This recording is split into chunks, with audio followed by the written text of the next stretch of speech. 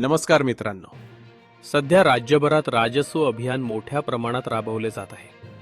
या अभियानाचा मुख्य उद्देश म्हणजे गावातील जमीन व महसूल संबंधित प्रलंबित कामे जलद गतीनं मार्गी लावणे.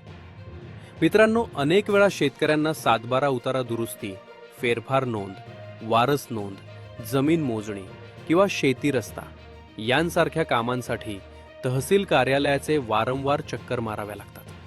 पण आता या राजस्व अभियानाच्या माध्यमातून अधिकारी थेट गावात येऊन नागरिकांच्या तक्रारी आणि अर्ज स्वीकारत आहेत. त्यामुळे शेतकरी आणि ग्रामस्थांची कामे गावातच सोडवली जाणार आहेत. ज्या शेतकऱ्यांचे फेरफार प्रलंबित आहेत, वारस नोंद बाकी आहे किंवा शेती रस्त्याचा प्रश्न आहे, त्यांनी या अभियानात अर्ज करून आपली समस्या मांडू शकता.